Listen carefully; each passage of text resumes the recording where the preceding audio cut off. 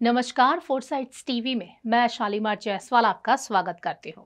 अजमेर में ख्वाजा मोइनुद्दीन चिश्ती की दरगाह भारतीय उपमहाद्वीप में सबसे अधिक पूजनीय है, लेकिन इन दिनों वह कुछ अलग कारणों से चर्चा में है। एक याचिका में दावा किया गया है कि ख्वाजा मोइनुद्दीन चिश्ती की दरगाह एक शिव मंदिर के ऊपर बनी है, लेकिन क्या है इस दरगाह का इतिहास और कौन थे ख्वाजा मोइनुद्दीन चिश्ती, जिन्हें हिंदू मुस्लिम सभी मानते हैं।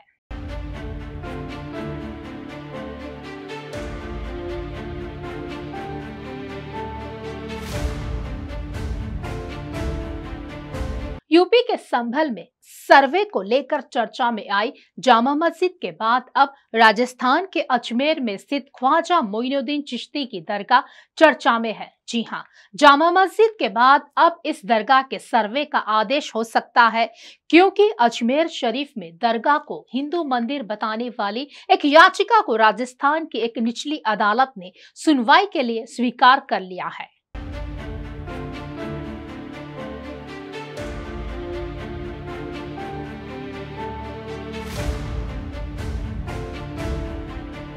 हिंदू सेना के अध्यक्ष विष्णु गुप्ता की ओर से दायर याचिका में दावा किया गया है कि दरगाह की जगह पर पहले एक शिव मंदिर था। इसी बहाने आइए जान लेते हैं कि कौन थे ख्वाजा मोइनुद्दीन चिश्ती, जो पर्शिया ईरान से भारत आए थे। ख्वाजा मोइनुद्दीन चिश्ती वास्तव में फारसी मूल के सुन्नी मुस्लिम दार्शनिक और विद्वान थे। उन्हें गरीब नवाज और सुल्तान हिंद के नाम से भी जाना जाता है। वह 13वीं शताब्दी में भारतीय उपमहाद्वीप पहुंचे थे। अजमेर में स्थित उनकी कानखा को ही ख्वाजा मोइनुद्दीन चिश्ती की दरगाह कहा जाता है, जो इंडो इस्लामिक वास्तुकला का अद्भुत नमूना है।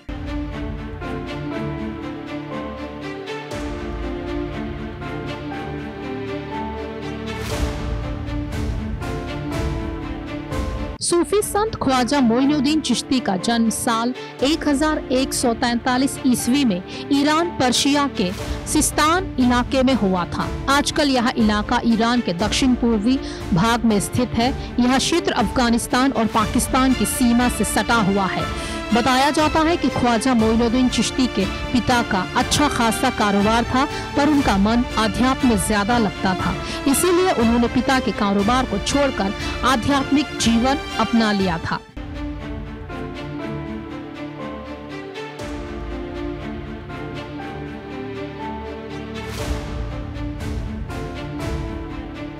ख्वाजा मोइनुद्दीन चिश्ती ने सांसारिक मोहमाया त्याग कर आध्यात्मिक यात्राएं शुरू की थी।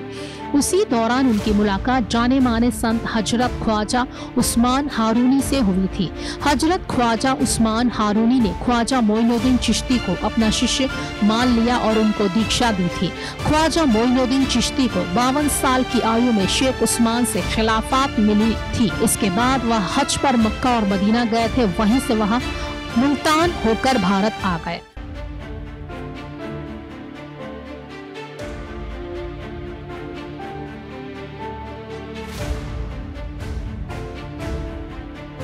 भारत में ख्वाजा मोइनुद्दीन चिश्ती ने अजमेर में अपना ठिकाना बनाया और उपदेश देना शुरू किया। यह साल 1192 ईसा का वही समय था जब मुइजुद्दीन मोहम्मद बिन साम मोहम्मद गौरी ने तराइन के दूसरे युद्ध में पृथ्वीराज चौहान को हरा और दिल्ली पर अपना शासन स्थापित कर लिया था।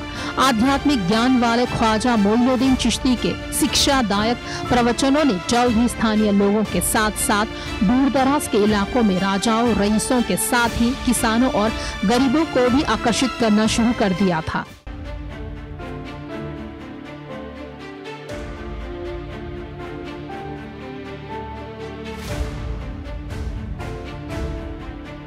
यह साल 1236 ईस्वी की बात है। ख्वाजा मोइनुद्दीन चिश्ती के निधन के बाद उन्हें अजमेर में ही दफनाया गया। जहां उनको दफनाया गया था, वहां मुगल बादशाह हुमायूं ने कब्र बनवा दी। आज उनकी वही कब्र यानी दरगाह ख्वाजा मोइनुद्दीन चिश्ती अजमेर शरीफ की दरगाह के नाम से प्रसिद्ध है। यह दरगाह ख्वाजा के अनुयायियों के लिए बेहद पवित्र स्थान मानी जाती है।